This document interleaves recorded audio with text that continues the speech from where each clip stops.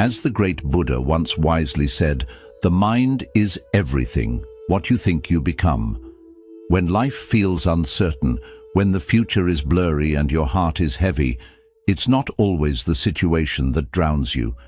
It's your own mind, the endless thoughts, the imagined fears, the weight of what if. In these moments, your mind becomes the battlefield, and the real struggle is not outside of you, it's within. But Buddhism offers something rare in today's chaotic world, a way back to stillness, even while the storm rages on. It teaches us that peace isn't something you chase or find in the outside world.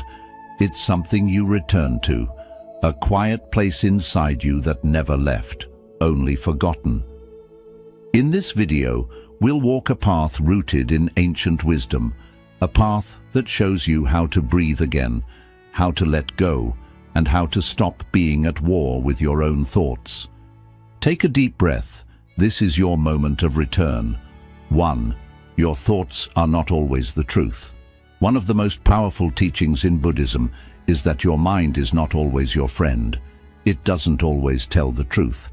In fact, the Buddha often described the mind as a wild monkey, jumping from one fear to another, constantly making up stories based on fear, insecurity, and past pain. When you're going through hard times, your thoughts can become especially loud and convincing. You may hear things in your head like, "I'll never make it," "I'm not good enough," "Everything is falling apart." But here's the truth. Just because you think it doesn't mean it's real. Thoughts are not facts. They are mental habits, patterns your brain has repeated over time, often rooted in fear, not truth.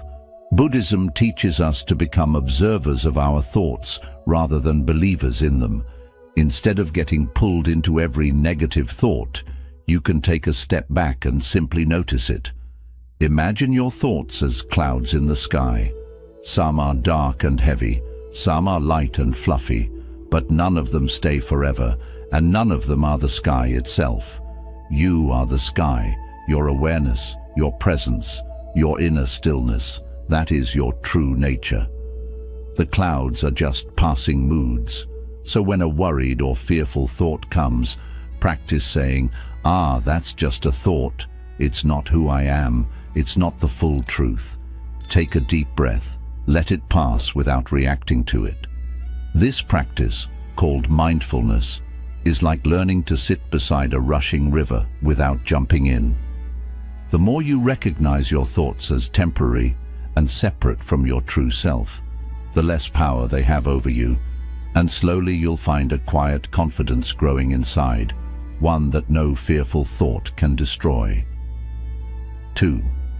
Focus on the present, not the prediction. One of the main reasons we worry so much is because we leave the present moment and get lost in the future. We start imagining everything that could go wrong. What if I lose everything? What if I fail? What if I'm not strong enough to handle this? These thoughts create anxiety, not because they're happening now, but because our mind is making predictions. But Buddhism teaches us something simple and powerful. The future does not exist yet. The only thing that is real is this moment, right here, right now. The present moment is the safest place you can be. It's where your breath is. It's where your body is. It's where peace lives. When you anchor yourself in the now, even just for a few minutes, your mind slows down. You begin to realize that in this moment, you are okay. You are breathing. You are alive. You are safe. It's important to understand that worry is usually not about what is happening now. It's about what might happen later. But the future is just a mental movie. It's not happening yet. And most of the time, the things we worry about never even come true. So instead of trying to predict the future or control what hasn't happened, practice returning to the now. Buddhism encourages simple methods for this, like mindful breathing, listening deeply to your surroundings, or paying attention to what your body feels. When your mind begins to spin with fear, ask yourself, What is actually happening right now? Am I okay in this moment? Can I take one mindful breath? These small practices pull you out of the storm of what-ifs and back into the calm of what is. Because the truth is, you don't need to figure out the next 5 steps. You just need to take the next breath. And in doing that, you give your nervous system a chance to relax, your heart a chance to open, and your soul a chance to rest. First, you stop drowning in imaginary futures and start living in real peace. 3, you can't control everything, but you can control this. One of the biggest sources of worry and stress is the desire to control everything around us. We want things to go according to plan. We want people to treat us a certain way. We want our efforts to guarantee success. But life rarely listens to our plans. The weather changes. People disappoint us. Situations fall apart. Unexpected problems show up without warning. And when things don't go how we imagined, we feel helpless, frustrated, or scared. But Buddhism teaches us a life-changing truth. Trying to control everything is a cause of suffering. Why? Because control is an illusion. The more you try to grip tightly, the more things slip out of your hands. It's like holding sand in your fist. The tighter you squeeze, the more you lose. Real peace doesn't come from controlling the outside world. It comes from mastering your inner world. Here's what you can control: your breath, your response, your mindset, your energy, your actions, your presence. You can't stop the storm, but you can choose to stand calmly in the rain. You can't stop people from saying hurtful things, but you can choose not to let their words poison your heart. You can't guarantee success, but you can give your best, stay present, and let go of the outcome. In Buddhism, this practice is called equanimity, a balanced, peaceful mind that stays steady even when life feels chaotic. It doesn't mean you give up or stop caring. It means you shift your energy from controlling to responding wisely. For example, when someone speaks with anger, you can choose to breathe instead of react. When your plans fall apart, you can choose to trust that a new path may be opening. When uncertainty appears, you can choose faith over panic. This isn't easy, but the more you practice it, the more you realize how powerful you really are, not because you control the world, but because you don't let the world control your peace. So when your heart feels overwhelmed, remind yourself gently, I don't need to control everything. I only need to control how I respond. That's where your strength lives. That's where worry begins to fade. And that's where true inner freedom begins. For your worst days still built you. It's easy to look back on the hardest moments of your life and wish they had never happened. When you were at your lowest, whether it was facing loss, heartbreak, failure, or disappointment, you probably felt broken, alone, and unsure if you could ever recover. But here's a truth that Buddhism teaches us. Those painful moments were not wasted. They were the bricks that built your strength, your compassion, and your wisdom. Think about a seed pushing its way through dark, heavy soil. At first, it feels the weight of earth pressing down on it. It might struggle and crack, but without that pressure, it could never sprout. Those very forces that felt like they were crushing it also gave it the power to grow upward toward the light. In much the same way, your worst days pressed on you, but they also pushed you to become more resilient. Every time you experienced suffering, you had to face difficult feelings, grief, anger, fear. You may have wanted to run away, blame someone else, or give up entirely. But when you stayed present with your pain, when you acknowledged it instead of hiding from it, you learned something invaluable about yourself. You discovered how deep your capacity to heal could be. You uncovered hidden strengths you didn't know you had. You learned that even when you felt powerless, you still had choices. The choice to breathe, to continue, to reach for hope. In Buddhism, This process of transforming suffering into wisdom is called turning poison into medicine. Just as a skilled alchemist turns a harmful substance into something healing, you turn hardship into understanding, empathy, and inner peace.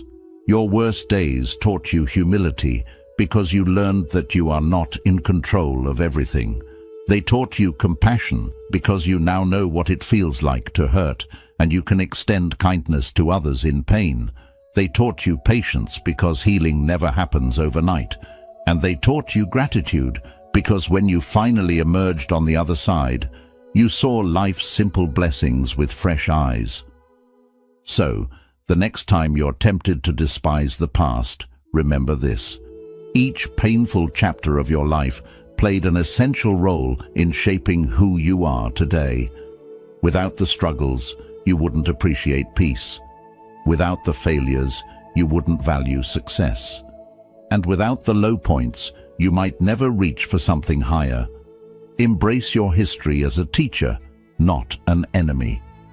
Bow to the lessons learned, even the harsh ones, because in Buddhism, every moment of suffering is an opportunity to awaken to your own strength, compassion, and the unshakable peace that lives within you.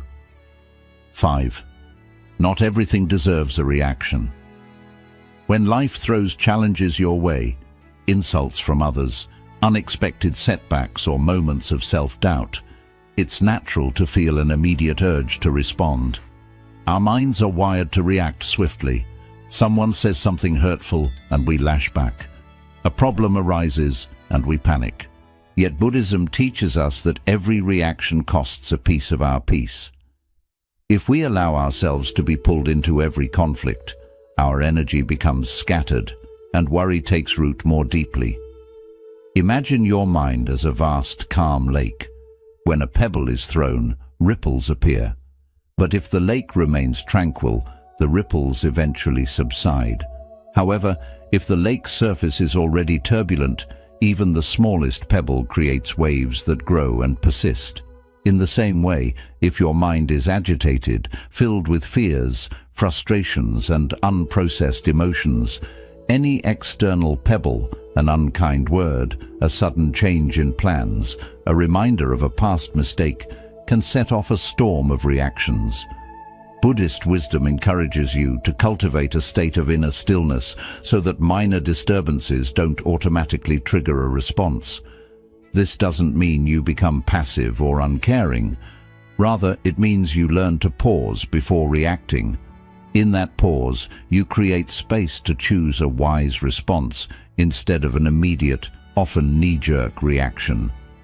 When someone criticizes you harshly, your first impulse might be to defend yourself, to strike back, or to shut down. But if you breathe and observe your feelings, anger, hurt, or shame, without immediately acting on them, you give yourself time to see whether a reaction is truly necessary. Often, you'll realize that the words were more about the speaker's own pain than about you. By choosing not to react, you preserve your peace and your relationships. Consider daily annoyances: a long line at the store, a rude driver cutting you off, a notification that disrupts your focus. None of these moments deserves a full-blown emotional storm, yet when you allow yourself to react, clenching your fists, clenching your jaw, your heart racing, you carry unnecessary tension. Buddhism teaches mindful awareness. Notice the irritation rising in your chest, recognize the impulse to clench, and then choose to let it pass. You might even silently remind yourself, this is just a passing moment. It does not need my full attention. In doing so, you free up mental and emotional space for things that truly matter. Another source of unnecessary reaction is the inner critic, the voice that judges every misstep, every flawed thought. When you make a mistake at work or fail to meet your own expectations, that inner voice says, "See, you're not good enough." If you react by spiraling into guilt or shame, you create further suffering. Instead, Buddhism invites you to observe that inner judgment as if it were someone else's nickname. Just a voice that doesn't hold the ultimate truth. By not reacting to that critic, you weaken its power. You discover that self-worth isn't defined by every fleeting thought or error. Not everything deserves a reaction, because most disturbances, both external and internal, are temporary. They flicker in and out like passing clouds. If you practice remaining centered, you realize that reacting to each one is like trying to catch every cloud in your hand. You end up exhausted, with hands full of mist. The practice can start small. The next time you feel anger swell, place a gentle hand over your heart. Take 3 deep breaths and let the sensation settle. You might say to yourself, "I acknowledge this feeling, but I do not need to act on it right now." Over time, this pause becomes a habit. You'll find that even when the world seems chaotic, people arguing, plans derailing, unexpected news, you don't immediately lose your balance. Instead, you maintain a calm center. Worry begins to lose its grip because you're no longer fueling every fear with a reaction. Ultimately, Buddhism teaches that true wisdom lies in discernment, knowing which things deserve your attention and energy, and which things are merely passing disturbances. By refusing to react to every impulse, you conserve your inner resources, you protect your heart from needless pain, and you create a steady foundation of peace that even the fiercest storms cannot uproot. 6. Reframe the problem as a path. When you're in the midst of a crisis or struggle, it's natural to see the challenge as something to be avoided or defeated. You may feel trapped by circumstances, believing that the problem is a dead end rather than an opportunity. Yet Buddhism offers a radically different perspective. Every difficulty you face can be a gateway to growth and awakening. Instead of seeing obstacles as roadblocks, you learn to view them as signposts pointing you toward deeper wisdom. Imagine walking through a dense forest and encountering a fallen tree blocking your path.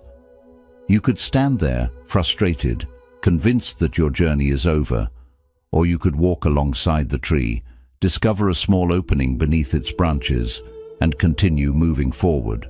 In that narrow gap, you might notice new plants, fresh sunlight filtering through the leaves, or a hidden stream you never would have seen otherwise.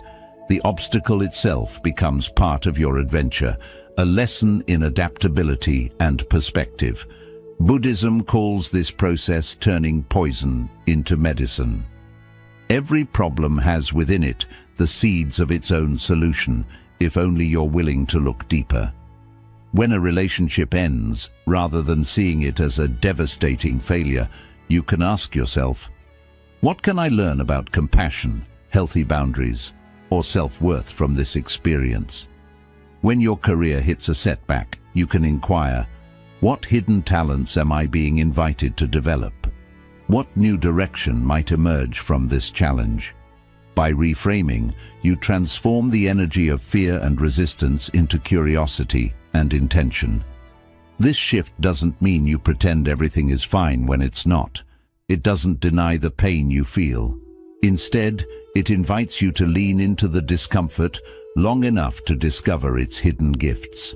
Buddhism teaches that suffering reveals the roots of attachment, aversion, and ignorance, the very patterns that keep you trapped in cycles of stress and worry. When you face the hard truth of your pain, you gain insight into why certain situations make you suffer. Perhaps you realize that you've been clinging to a specific outcome, or that you're resisting change because it feels too uncertain. In recognizing these patterns, you begin to loosen their grip. The practice of reframing also involves trusting that the universe has a wisdom beyond your immediate understanding. When the Buddha was confronted with painful questions about life and death, he didn't try to force answers. He sat in silence, observing the nature of reality. In your own life, when a problem arises, pause and breathe before reacting. Notice the story your mind wants to tell, how it might exaggerate the problem or assume there's no way out. Then gently ask, is there another way to see this? What might this circumstance be teaching me? As you cultivate this mindset, you become less reactive and more responsive. You create space to see not only the difficulty, but also the possibility within it. When you reframe challenges as paths, you begin to appreciate the richness of the journey itself. Buddhism emphasizes that life is impermanent and ever-changing. Joy and sorrow flow hand in hand. By embracing this fluidity, you're no longer a passive victim of circumstances, but an active participant in your own awakening. You begin to notice how each challenge shapes your character, strengthens your patience, and expands your ability for compassion. Even when the path feels dangerous, when heartbreak, illness, or failure feels overwhelming, you can walk it with purpose, knowing that every step brings meaningful insight. Over time, this habit of reframing becomes natural. Difficult moments no longer freeze you, but invite you to move ahead with curiosity. Worry loses its grip because you're no longer trying so hard to avoid discomfort. Instead, you're focused on learning from it. You trust that every problem, no matter how hard, carries a lesson that will guide you toward greater clarity and inner peace. In this way, Buddhism turns suffering into a powerful teacher, showing you that what once seemed like a closed door was actually an invitation to find a new path. Faith is the cure for fear. Fear often grows in uncertainty. Picture yourself standing at the edge of a dark forest, unsure of what is inside. Your mind imagines every possible danger, and your heart beats fast with anxiety. In Buddhism, faith, sometimes called saddha in the Pali language, is not blind belief, but a deep inner confidence based on experience. It is the light that helps you move forward, even when you cannot see the full path. When difficult times darken your view, faith becomes a shield, helping you stand firm in uncertainty. First, understand that fear often appears because the mind tries to predict results it cannot control. When you ask, "What if I fail?" or "What if my worst fear happens?" you are projecting possible futures onto an empty screen. Buddhism teaches that this projection is like watching a frightening movie inside your mind. Your imagination creates the scariest story. Faith breaks this pattern by reminding you that you don't need to know the ending to take the first step. By practicing small actions like pausing to notice your breath or remembering times when you overcame struggles, you build inner trust that life can unfold wisely, even without all the answers. Next, understand that faith grows from real experience, not from inspiring words. Think about moments in your life when you faced hardships, maybe an unexpected illness, a broken relationship, or money problems, and still found a way forward. Remember how, even without knowing the solution at first, you found strength within yourself, resilience, creativity, or support from friends or even strangers. Those moments show that help is always there, sometimes from your own heart, sometimes from the world around you. By remembering these times, you strengthen the seed of faith. If I got through it before, I can trust myself to face uncertainty again. Another way Buddhism teaches faith is through impermanence, Anicca, the truth that everything changes, including your situation, emotions, and even your body. When you understand that no painful moment lasts forever, you begin to trust the natural flow of life. Just as storms always pass, your current struggles will also pass. Accepting this truth does not make you passive. Instead, it helps you see that both joyful and difficult times rise and fall. With this understanding, you can rest more calmly in the present, knowing that today's fear will not stay forever. Faith also grows through community and guidance from wise teachers, whether through scriptures, meditation guides, or caring friends. In ancient Buddhist communities, people gathered to listen to the Buddha's teachings and share their stories. This shared faith reminds you that you are not alone in your journey. Others have walked similar roads, found healing, and discovered peace. When you hear stories of monks staying peaceful during crises or practitioners turning pain into compassion, it plants a seed inside you. If they did it, maybe I can too. These examples strengthen your trust that change and healing are possible. Buddhism also teaches that faith and effort go hand in hand. Faith is not just waiting for something to happen. It is active practice. Even one honest breath during meditation can grow your confidence. When fear takes over your mind, you can say, "I trust that by returning to my breath, I will find clarity."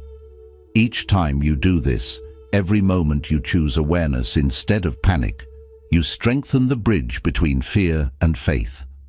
Over time, that bridge becomes strong enough that fear no longer controls you in uncertain moments. Think about how faith changes the way you see fear. Instead of viewing fear as an enemy to fight, you start to see it as a messenger pointing to where deeper trust or wisdom is needed. When fear appears, you pause and ask, "What is this fear showing me?"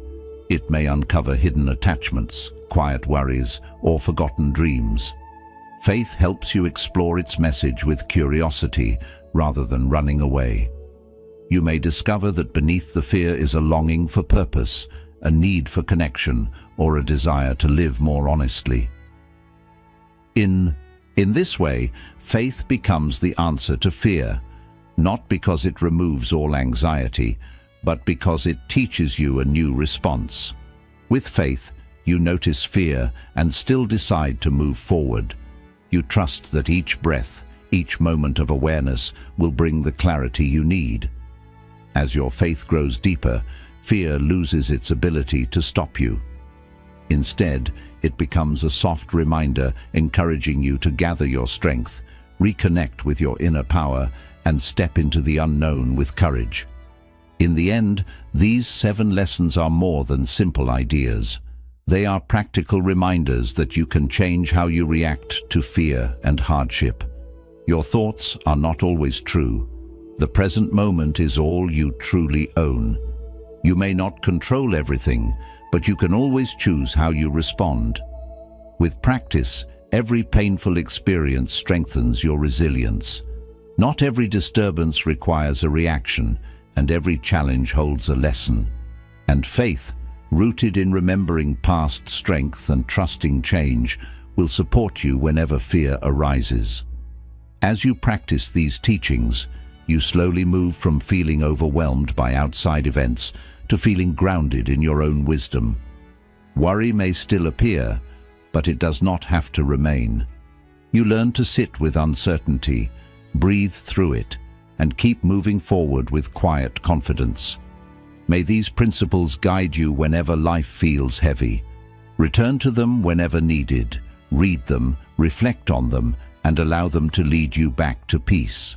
By doing this, you will see that even in your hardest moments, your heart can stay open, your mind can stay clear, and your spirit can continue growing. Thank you for watching. If these lessons resonated with you, take a moment to breathe deeply, appreciate your progress, and gently step into the next moment. I'll see you in the next video.